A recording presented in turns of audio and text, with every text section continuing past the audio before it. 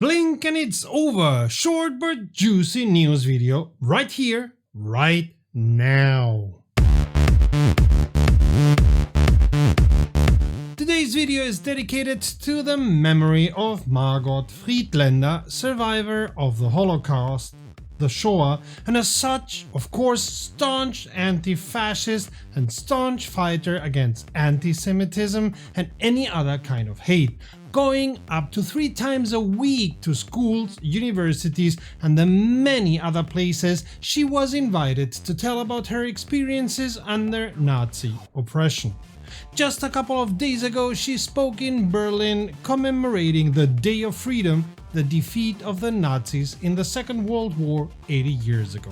She died at 103 years old, leaving an incredibly important legacy. As she always said, we can only admonish and remind each other to be human, to be a mensch. She certainly was a mensch. Margot, thank you for your energy. Thank you for your fight. Greetings from me, you're watching WromWrom, the channel sharing the joy of sim racing and a regular news roundup or weekly sim racing news. Thanks to all those who come here often, especially those who subscribe and even more our patrons. My name is Sarta and I will be your host for this video.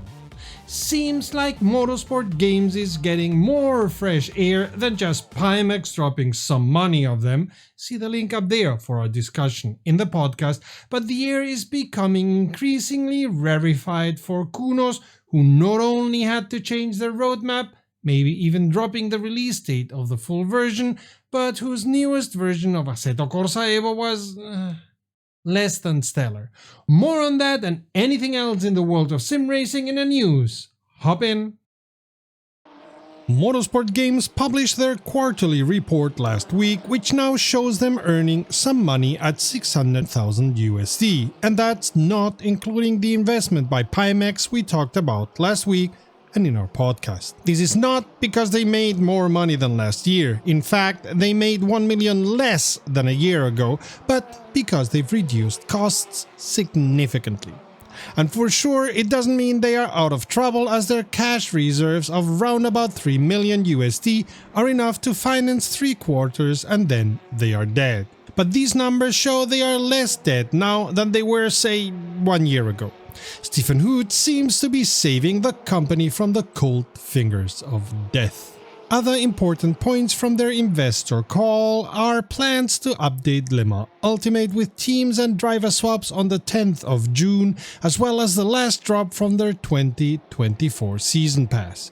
They continue exploring ways of publishing the sim on consoles, but yet again, nothing specific was mentioned. In other news about Motorsport Games, Guoquan Huang, I'm sure I botched that name horribly, sorry for that, was made director, he being the person appointed by Pimax into Motorsport Games.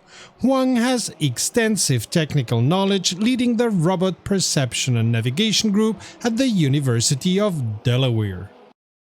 In an interesting parallel development, both Simocube and Asha Racing are opening a space in their webshops for refurbished products starting tomorrow, May 12. From what we understand, both programs will be comprised of used products which have been carefully checked and certified by the companies to be of similar quality than new products. Of course, they will be cheaper, but they are still fully guaranteed. Simocube will expressly offer a 2-year warranty on the products. Expect some sign of use and wear on them. Giants has a yearly meeting called FarmCon, a convention of all things farming simulator. This year it will be in the middle of nowhere, the Austrian Kundl, an hour away from Innsbruck on July 6th and 10th. This would be of no importance to us or to you if it weren't for the fact that attendants will be able to test drive Project Motor Racing. Tickets cost €15 for the 1.5 days. Children under 14 will get in for free. See the link in our description for the ticket site. iRacing published their 5th patch for Season 2 2025. That's a lot of patches this time. Now eliminating tire restrictions once the track has been declared wet. Also, there were some updates of the standard setups as well as some corrections in the damage model and some slight graphic corrections. If you like what you see, how about supporting us? A like and a comment to tell the almighty algorithm we are worth watching are a good start. Subscribing is even better, and what really helps us grow is you becoming a patron, as YouTube's income is tiny for a sim racing channels. Patrons get access to exclusive content and are involved in our decision. Help us grow with your support. Help us keep spreading the joy of sim racing. Become a patron today. Assetto Corsa Evo dropped what they call version 0.2 on Wednesday with a lot of updates and some new content, but also some bad news. Let's start with the content. New in ACEvo 0.2 are Circuit of the Americas and Donington, as well as the Alfa Romeo 75 Turbo Evoluzione and Giulia Sprint GTA, the Lotus Exige V6 Cup, the Honda NSX R92R, the Maserati GT2, the all-times beloved Mazda Miata MX-5, and the Porsche 911 Turbo 3.6964. As they already promised, you will now be able to choose either to play career or open mode, the latter being completely playable offline. Be aware that all your career experience, money and anything else you had accrued until now have been wiped out completely. You will start from zero all over again, and this includes typing in your name and all other infos, as I found out. Luckily, not the controller inputs though. Coming back to the open mode, here you can get any car with any customization and move it into your garage or out of it, of course. Your offline garage, that is. The one in your career is a separate entity altogether, and special events are online only. Moving on to physics, fuel and battery consumption have been enabled once again, as has gearbox damage. The Camaro now handles a bit different, and dynamic track got some updates. In the UI, the video settings page now has tooltips, welcome addition, invalid laps are not shown as best lap anymore, and now there is a gallery of replays. You'll notice an opponent's behavior slider now, and somehow it is or will be related to aggressiveness of the AI. The release notes are a bit difficult to understand here. Also, the behavior of the AI drivers has been changed, especially when in pit lane, which bothers me much less than their asinine behavior on track, truth to be told. That one has also seen some corrections, but I'm not sure they are that noticeable. All tracks got some graphics corrections. The dashboards of the Ferrari 296 GTB and of the Audi RS3 were updated, and the ideal racing line won't be visible in the mirrors anymore.